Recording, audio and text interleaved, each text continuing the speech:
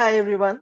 Welcome to another edition of Big Business Blueprint live interviews, where we speak with one business leader and understand their personal and startup growth playbooks, fundraising lessons, products and services they offer, and how they think about their market expansion, customer acquisition, retention, attracting talent, and building a tight knit workforce, and so on.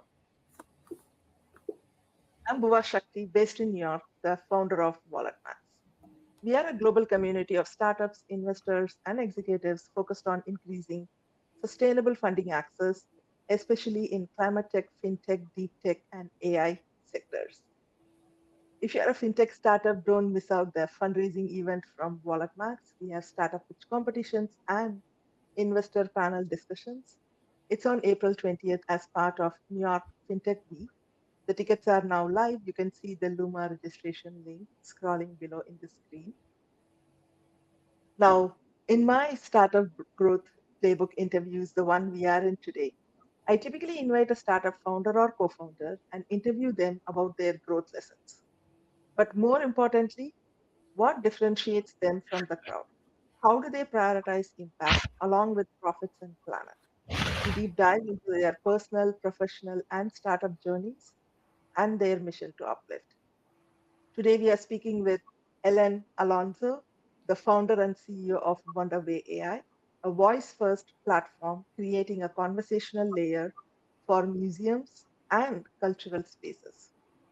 With over 20 years of experience at the intersection of design, technology, and storytelling, she has led the creation of award winning digital and interactive experiences that have engaged tens of millions of visitors worldwide. Through WonderWay AI, she's reimagining how people engage with culture, transforming museum visits into dynamic, personalized conversations that deepen curiosity, expand access, and connect audiences to knowledge in new ways. Let's get started. Thanks for joining us, Ellen, today. Could you share a bit about your background and journey towards launching WonderWay? Hi, Bhuva. Thank you for the invitation and hello, everybody.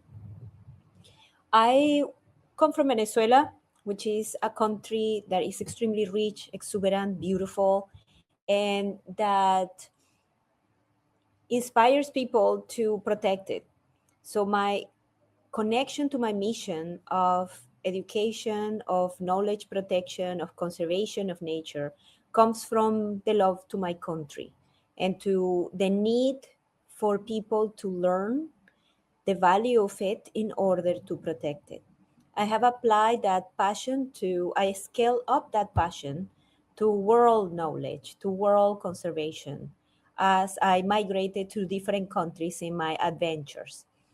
I landed in New York eventually, and my version of this career of education and protection didn't go into being a teacher, though I am a professor at NYU.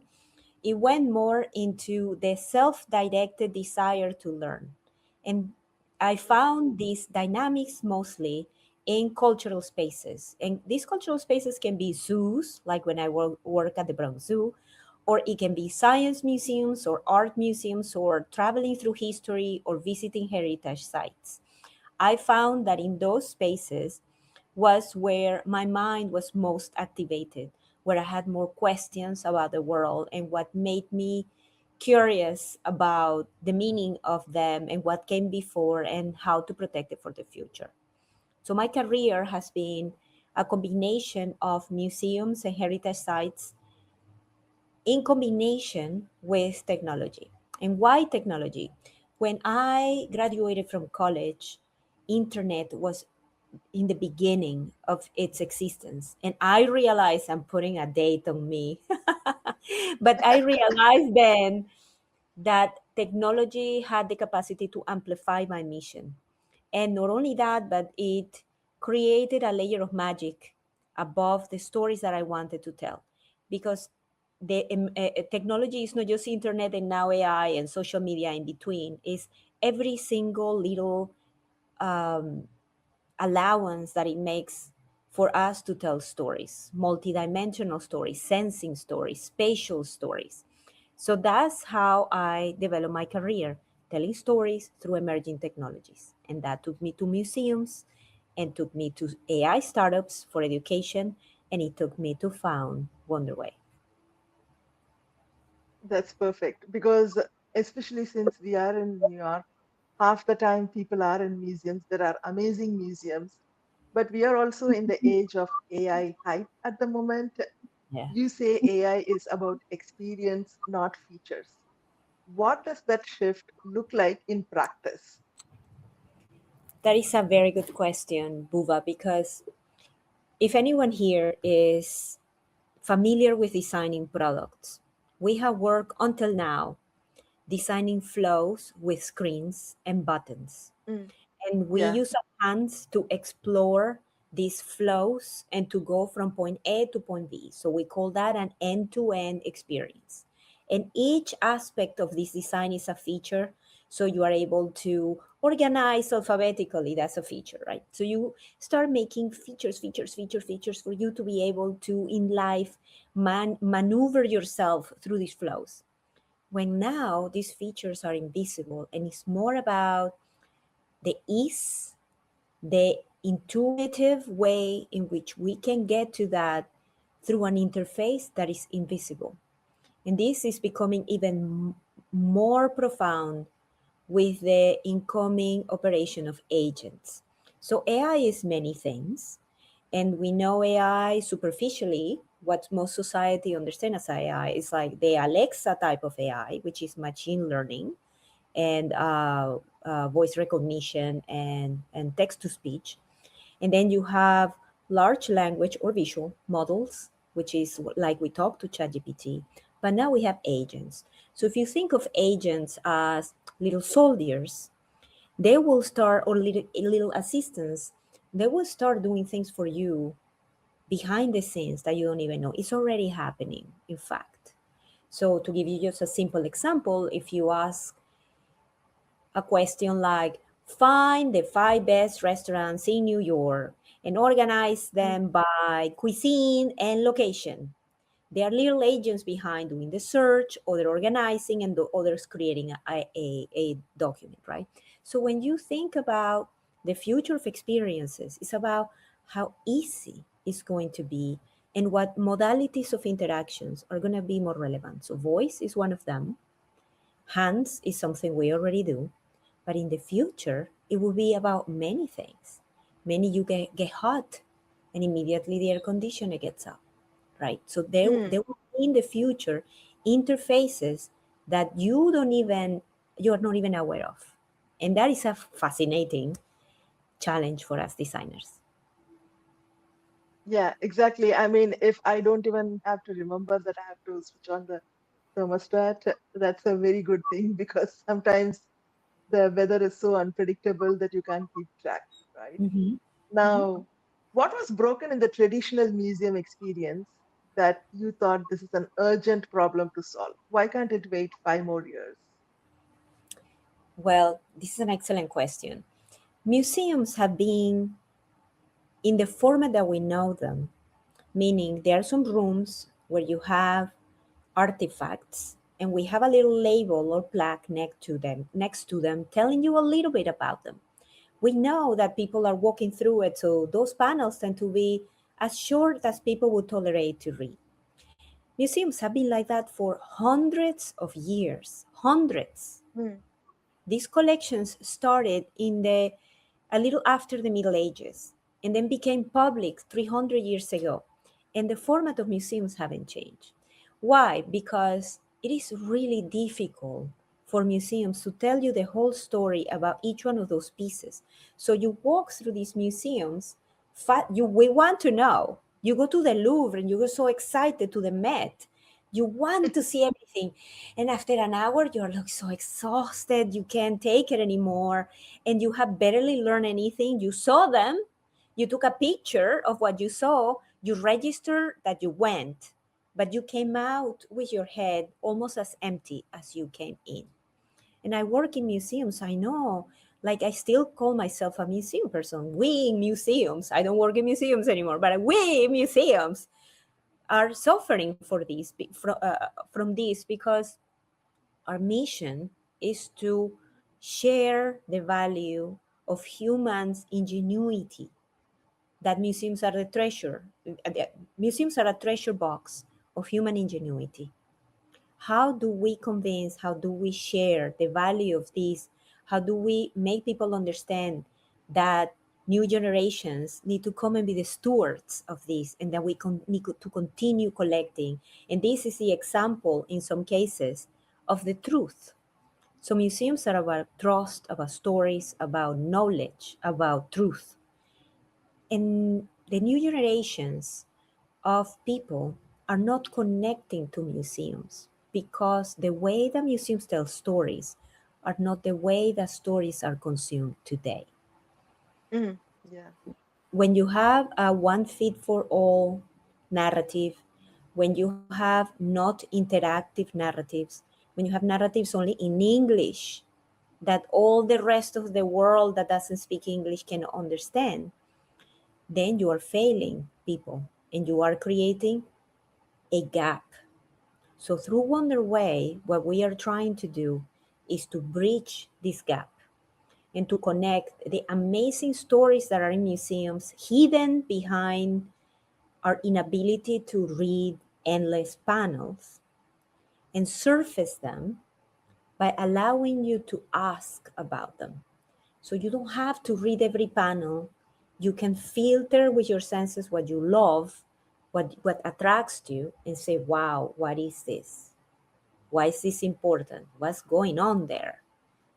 And bring you that answer in an easy, invisible way, personalized to what I care about, in my language, in my vocabulary, at my level of knowledge, with my level of humor. So that adaptability is what I think will solve a giant problem in museums: lack of connection with their visitors. Yeah, I mean, I remember I go to so many museums.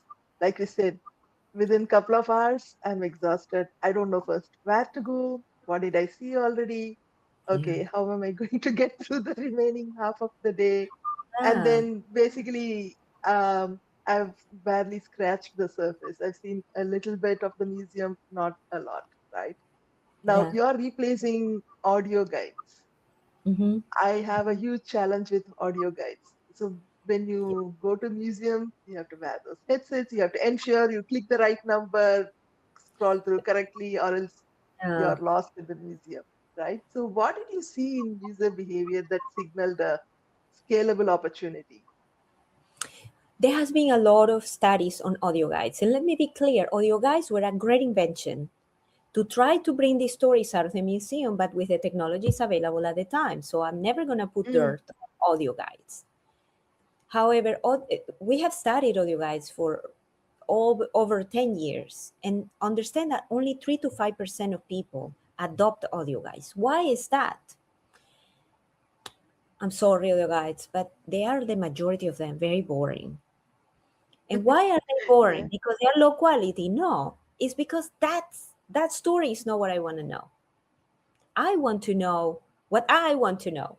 And as interesting as it can be slow, it can be mostly in English, it can be one of the 10,000 stories that you can tell about an object. And that is not the story I came to hear. And the other thing is that it's not interactive. We are in a world today where we are interacting with our knowledge, we are picking our knowledge. We don't have patience either to be listening and waiting half an hour until finally I hear something that I want to hear. So we are more immediate. We need a personalization and we are impatient. So, in that sense, Wonderway is a next version of an audio guide because yes, you hear it and it maintains the beauty of an audio guide, which is that it augments your reality. When you put a narrative over the world that you're looking at, your imagination activates because you are seeing it, but you are also visualizing the things that you're listening. So it's a form of augmented reality if you think about it, but instead of overlapping the visual world and competing with your visuals, is enhancing it by driving your attention to elements that you actually care about. So audio guides tell you focus on this and discover this, and you may do it. But now what I want to know is that other detail, and that increases your attention span, your capacity to memorize, to make it memorable. So audio guides are excellent. I love them. Thank you very much. But something new has come that you can talk to. Yeah, exactly. No app, no hardware. Why Mhm. was it a non-negotiable design decision for you? The no the apps and hardware are a great investment, especially hardware, which for startups can be can threat the valuation of your company. It's a big investment. I developed hardware, and I won a lot of awards with it, and it's a pleasure to make. But it's also a little bit of a nightmare, right? You Yeah. make your company vulnerable when you develop hardware. Is that a decision that I will never make? In the future, who knows? But when a company is young, you have to be really frugal, really smart about how you use resources, and you have to make sure that you remove any friction between you and the user.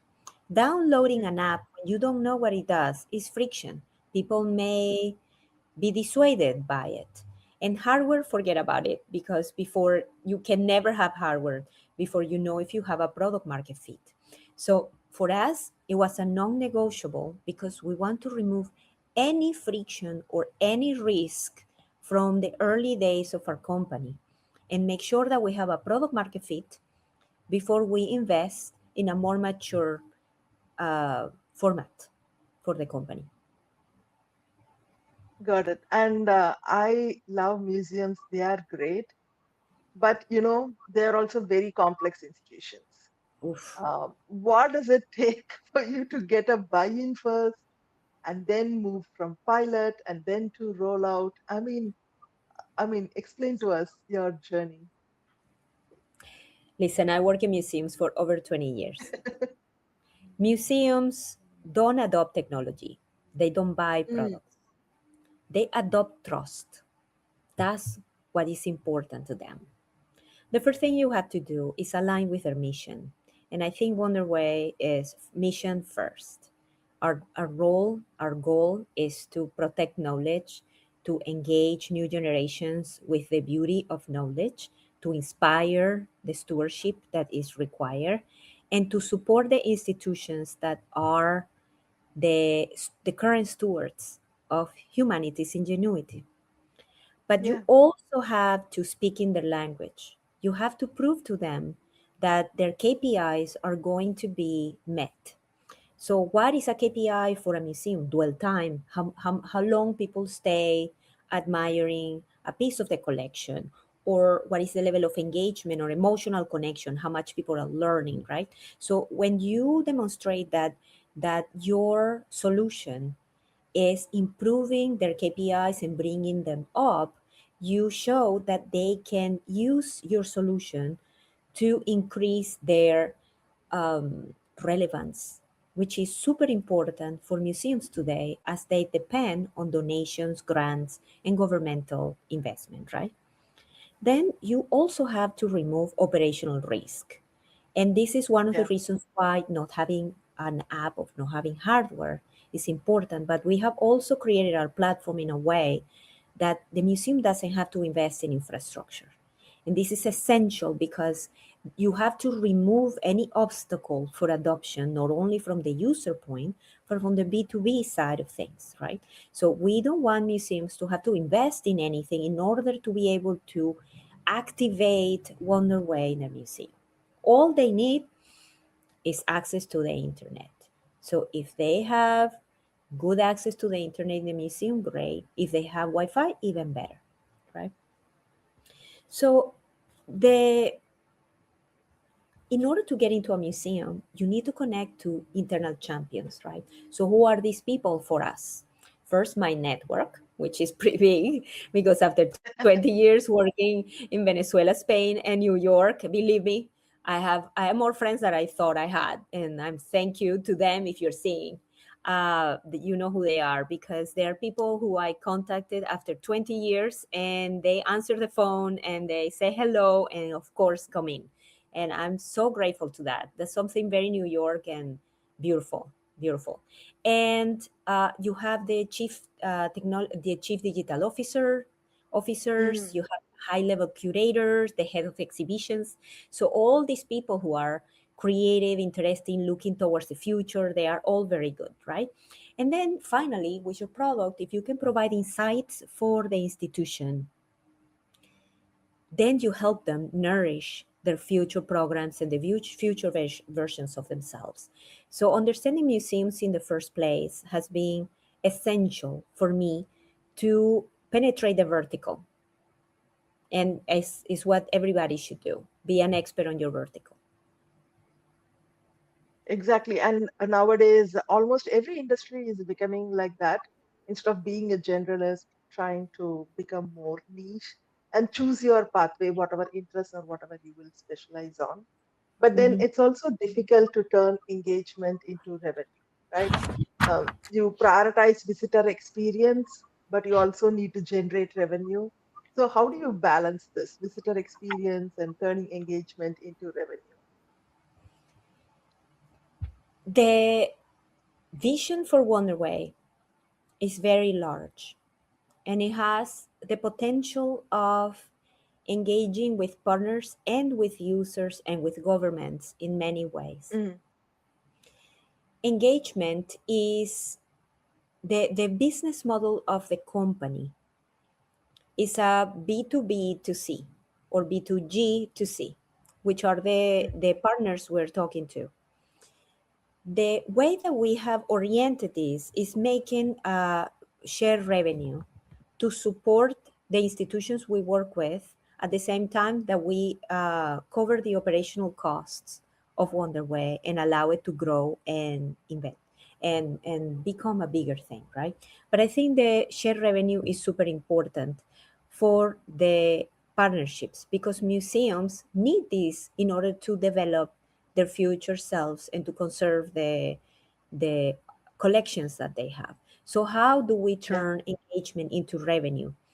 It goes back to your first question about AI not being about features, but being about experience. And we have to Mm, make the experience, and we work on this relentlessly to not only be frictionless, but to be delightful. We used to talk when we were designing products, we talk about the minimal viable product. And we need to talk about the minimal enjoyable product, the minimal delightful product, and we don't talk about that often enough. So me being a designer and my co-founder also having such a strong background in technology and design, we put an enormous amount of attention on the delight level of the experience. So we know, for example, that there are different mindsets. There are people have different personalities, that people approach storytelling in different ways. Some want to wander around and ask for things here and there. Others need an introduction in order to be able to pace. We know also that there are people who are novice to content and others who are experts. So the platform needs to adapt to who you are in order to serve you and be delightful. So if I'm a novice on something, please don't use fancy words or please tell me what they mean, be yeah. introductory. Sometimes the labels in the museums can get a little obscure for some people because they talk about Yeah. very advanced vocabulary or very specialized terms, right? So we want to adapt this delight and not making people feel stupid, which happens a lot in museums, especially in science museums. And we want people to feel engaged at all times without bothering them. So the delight is in the silence sometimes, in not insisting, in asking you questions of specific types, philosophical questions, existential questions, not assisting questions. So the delight element It's how you turn anything into revenue. I mean, I couldn't agree more. When people say they have to do something to grow their startup or business, I always say, okay, if your customer is happy, your business will grow, right? So it's Correct. basically having a delightful customer who can, have a word of mouth, not only they retain for you, but rather they can introduce other customers who will Mhm. be also benefiting from the experience. So yeah, customer comes first, then Yeah, growth happens automatically, right? yeah. Now, what kind of data does WonderWay unlock that museums have never had before? Is it Mhm. data that already existed you're bringing to light, or are you bringing new types of data that museums can benefit from? We are bringing new types of data that has never existed before for museums. Mm, First, it's very important to say it's anonymous data and it's aggregated data. So we are never collecting any identifiable information from any of our users. But okay. we are looking into where they are going, what areas of the museum are they navigating through, and we can follow their path and see which aspects of the collection they are more drawn towards, for how long they stay there, what kind of questions they are asking. And think about subjects. If you think about something like the Mona Lisa, to do something very common that everybody knows, you can ask about the painting of the Mona Lisa, but you can go into another layer, which is Leonardo da Vinci, and then you can go to another layer about the Renaissance, and then you can talk about Italy, and then you can talk about Middle Ages and the Roman Empire. You can talk about so many things, right? So these connections of ideas are how people are building knowledge inside their minds. So we are seeing the formation and the development of curiosity in real time. And that is delightful because we have never been able to capture this in museums. We are able to capture it in Google. We know what everything Google is asking, and ChatGPT probably is checking all of this information, but we are doing this within a space and within a recorded connection. So we have also location awareness. So we know kind of where you are. So that richness of data is something that museums have never had. In the Mm, museum world, if you wanted to know about your users, you have two ways to get it. You either get information when the people buy the tickets and you see the zip code in the credit card, and you know that you sold 5 tickets together instead of 2 tickets, so you know kind of the configuration of the groups that are coming. But if you wanted to know more, you had to hire museum evaluators that would spend a month there, only 1 month, and then follow people, ask questions, and they will get like some sort of data in a specific time. Now you have all the data for everybody all the time. There will yeah. be a tsunami of data. They won't know what to do with it. But it's actually really Yeah. fantastic because then you can understand, wow, everybody looking at this selection of paintings is also interested in the history of the time. And then they can introduce these into their narratives or make exhibitions about that narrative, collect more objects related to that narrative that people are interested in, or offer lectures, events, all kinds of things, tickets to where the Renaissance was in Italy, Florence. So the association of data is very important to museums now. Yeah, exactly. And especially also, you come from a storytelling background. We want to also ensure AI is enhancing storytelling rather than diluting it, right? So, how are Yes. you approaching this? How do you make it happen? This goes back to the element of trust I mentioned before. Mm, Museums not only protect knowledge and generate knowledge, they are a source of trusted knowledge. So when the American Museum of Natural History tells you that climate change is real, it is real. It's real. It is proof in the museum, in the scientific community of the museums that shows that it's true. So that trust is extremely important to protect. You cannot have an AI coming to a museum hallucinating its way around. You cannot have an AI making mistakes about information. So the veracity of this has to be embedded in the platform structure.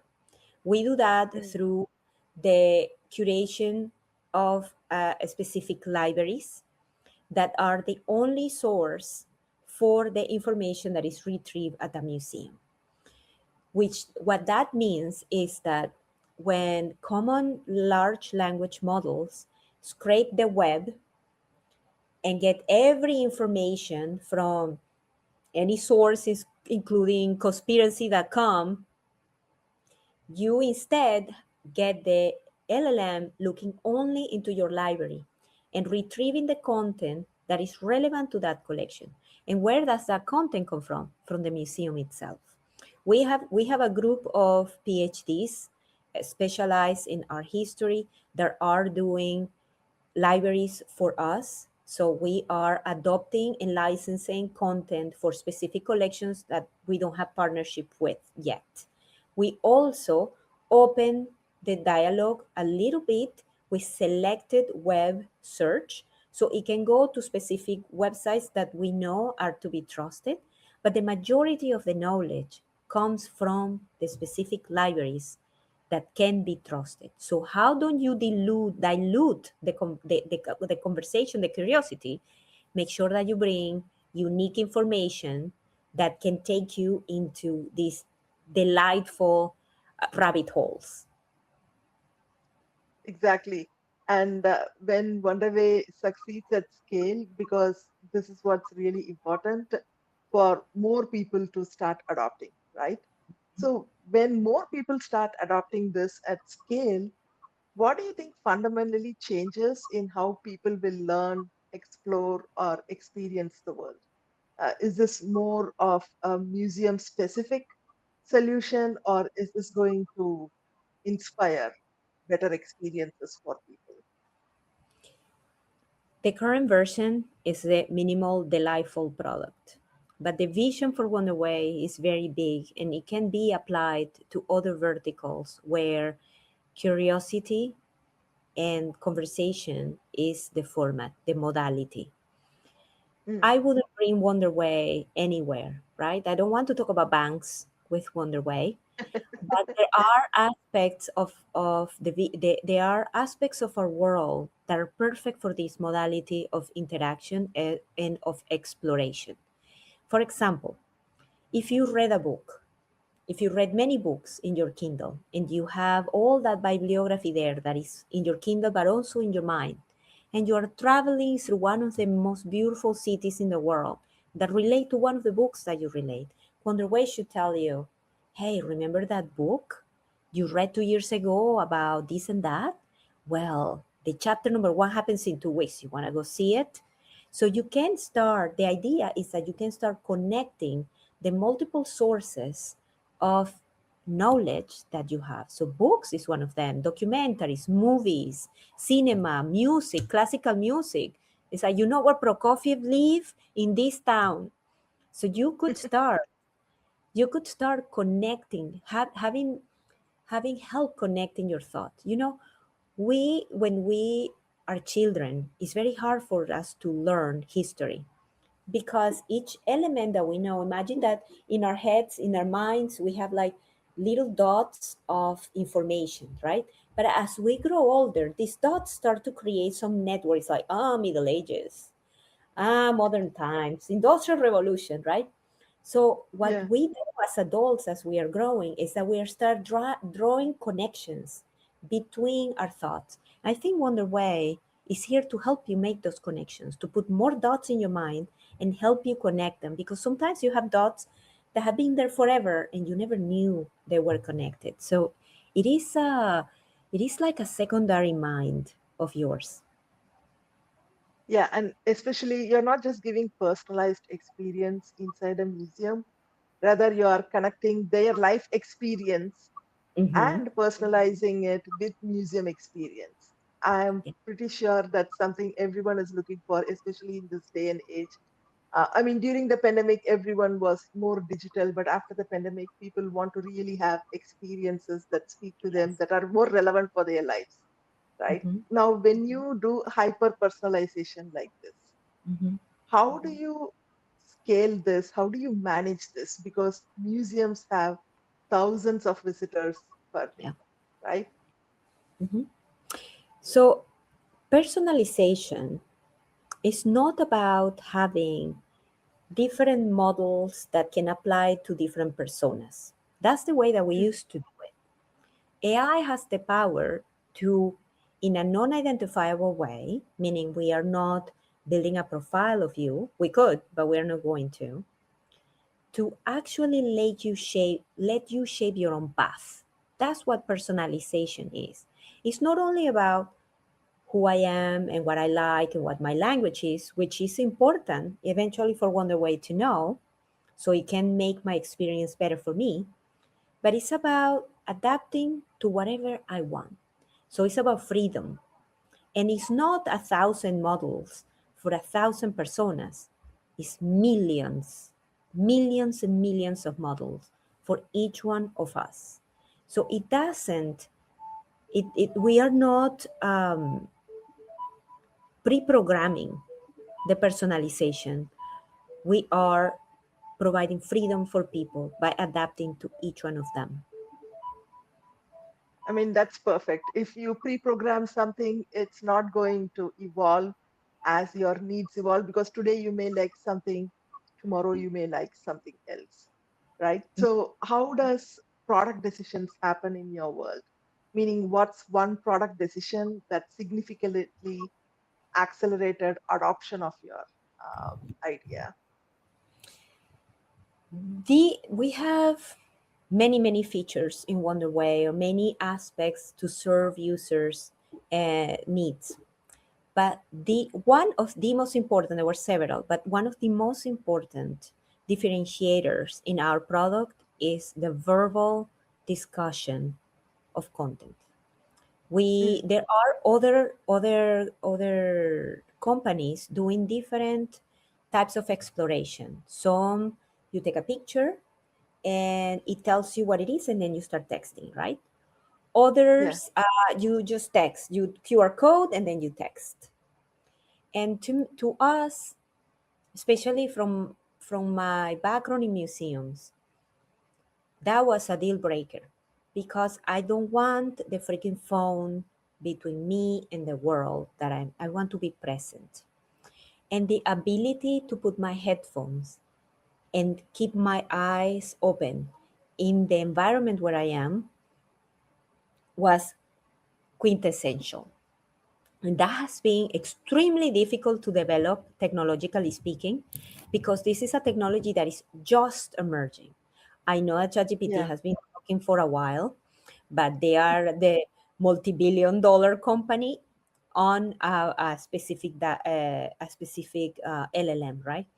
Ours, we had to construct a completely different platform below that was able to converse. And that is a very difficult technological problem to solve in order to have the right rhythm, they have the right speed, the right voice, the right personality, the right tone.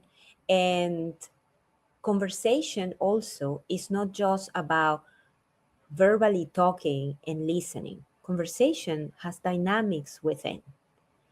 And so you have to speak in specific ways, address the other. You have to sometimes ask questions, but not too many times. You have to yeah. give a value to silence to allow the other to think. So, all of these elements about actual conversations are extremely designed to create an environment where you can not only ingest information, but think about it and then create new questions in your mind related to what you heard. So conversation is the layer, is the feature, the product feature that has made a big difference for us. Definitely. I mean, today a lot of people are adopting conversational aspects, but there is also a lot of questions around accuracy, bias, and trust in AI Yeah. responses, right? So every day we see a new problem coming up. So Yeah. how do you manage that? There are several ways that you can manage bias, biases, and guardrails, which are extremely important. The Yeah. first one is the way that you manage your AI information comes from the museum. That is a tricky space for biases because museums themselves have had biases in the history of museums. It is very well known that museums represent minorities and indigenous cultures from a Westerner perspective. And as Hmm. we are ingesting content on that, we are realizing that some of this content has to be updated. We have even gotten into the discussion of working directly with some communities so they curate their own content on top of a collection, even if the museum is not involved, because we don't want biases against genders, sexual preference, race, religion, or anything like that. So it creates not only the curatorial effort from the museum, but a curatorial effort from us. Then the AI systems are guided by two specific documents to give them or frameworks. One is called the Constitution, and the other one is the guardrails. The Mm. Constitution is a document that encapsulates the values of an AI and the AI persona in a way. Yeah. So Yeah. in the Constitution is where you talk about equality, where you talk about the truths.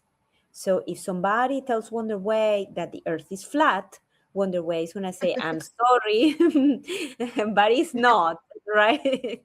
And so Yeah. there are Yeah. certain values that you want to discuss within the Constitution to make it the foundation of your truth. And then you have guardrails, right? And guardrails are places where you want to protect users so they don't get into dangerous rabbit holes. Some of them are about self harm, for example. Those Yeah. are very, very There's quite a dangerous. lot. So we have to be very careful. Actually, we recommend to not have interaction with AI for kids under 13 years old because we think that they are still too vulnerable for these systems, and we were actually considering elevating that age. Mm. But you don't talk in the guardrails is where you say subject A, don't talk about it. Subject B, don't talk about it. So we tell, for example, don't discuss religion. Religion is a very intimate thing. Our position doesn't matter. Each one of us have the right to believe in whatever we want to believe. So we respectfully remove that from conversations. We are getting into politics as well. Let's not talk about politics because you Yeah. never know what the truth is anymore. We can tell you. So we're not going to touch that subject, right? We are actually dedicated to culture, history, literature, etc., right? So guardrail and constitution plus a careful curation of knowledge is how you control biases in AI. I mean, that's a great example and explanation of how we can do this because um, there could be certain topics you don't want to talk about, but then there are certain truths that you cannot deny, right? So Correct. how do you mix and match for your personas, right? So I also see that you've built 400 plus installations. So what's fundamentally different about building a platform? You have a huge vision for WonderWay, right? So what is fundamentally different? Building 400 installations was so fun. It's more fun than building a platform. It was very creative. We was each one was unique. We innovated, but they were modular. Sorry, guys. Um, are you still there? Yes. So they Yes. were my 400. My 400 installations were modular. We were talking. Sorry, guys. I have an Alzheimer mama, and sometimes she forgets things. Ah! Sorry, I don't know how to close this. 1 second. Quit. Okay, I quit it. The just give me a second to really try to quit it. Okay, hopefully that's not gonna happen anymore. Sorry, everybody. The No problem. where were we? The 400 The experience. 400 plus installations. Yeah. The 400 installations were modular.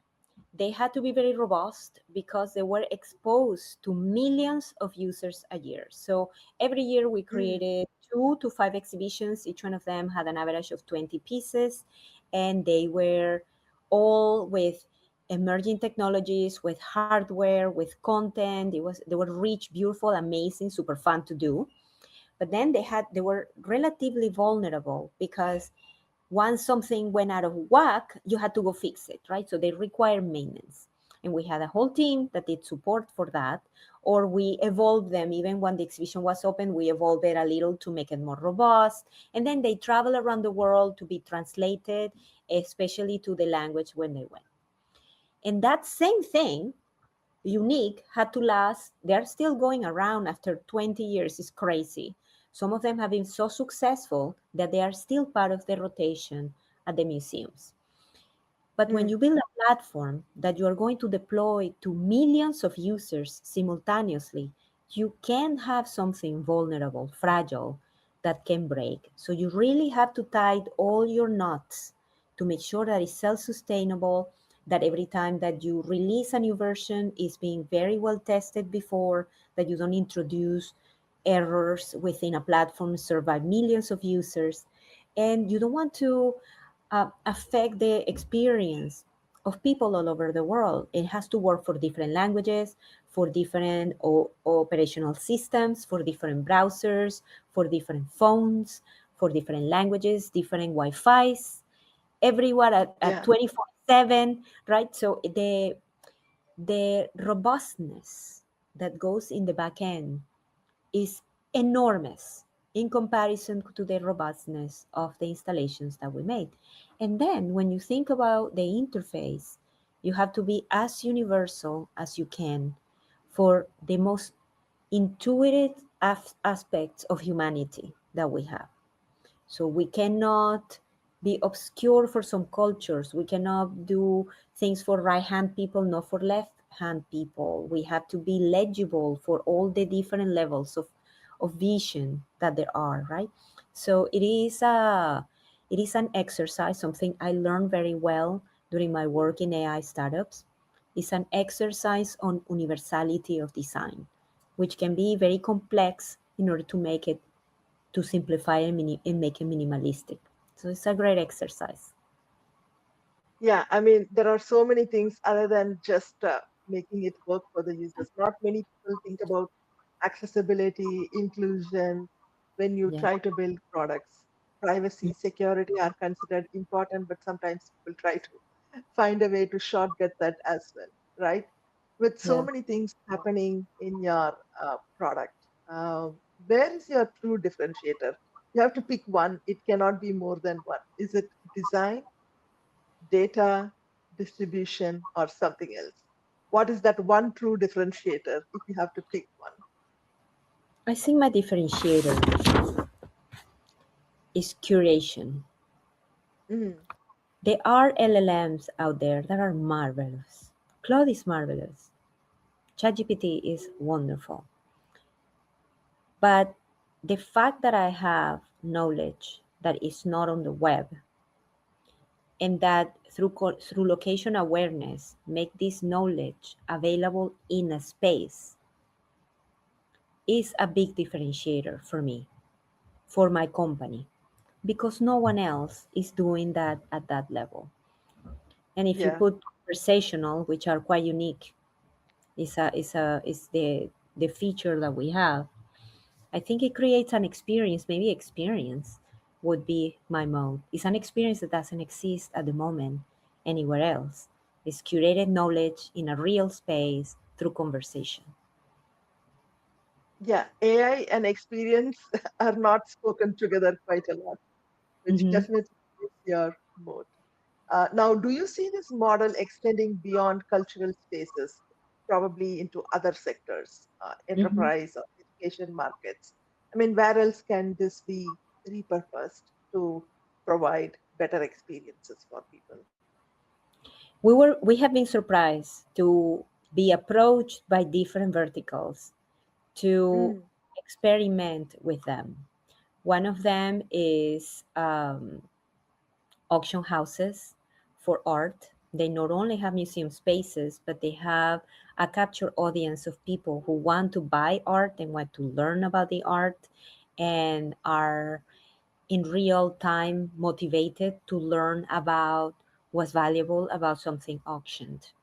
The other one is hotels. You will be surprised how exciting this potential vertical is, where hotels are curators of the experiences in towns around the hotel. So, where is the coolest nearby restaurant? And where can you go listen to jazz? And all of these little things that are not the mainstream, but they are the unique, uh, curated little corners within towns are very important for hotels because it brings it brings a layer of culture to the hotel.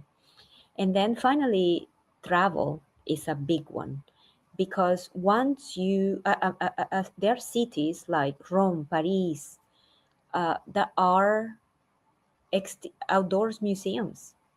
So when you can when we actually fix not this problem, and when we develop the part of the platform that has location awareness at more detailed level, we will be able to tell you stories depending on in which corner you are and which building you're looking at and what piazza and what tunnel and what happened here 100 years ago, right? And connected to your yeah, books. So in a way the world will be our playground. I can't wait to get to that because I'm so excited. It's like, yeah. yes. I know when I travel, the first place I go and ask, okay, what can I do nearby? Where can I eat? What can I see? I obviously go to my hotel front desk, right? So Yeah. definitely a good place to get this connected. And also, museums need not be just inside. I mean, I've also traveled the world where there is so much history that you want to know outside four walls. So Yeah. I'm really excited for you to expand your vision. And I know we are also coming up time. I just Yes. want to check in if there is any last thing you want to share with our community.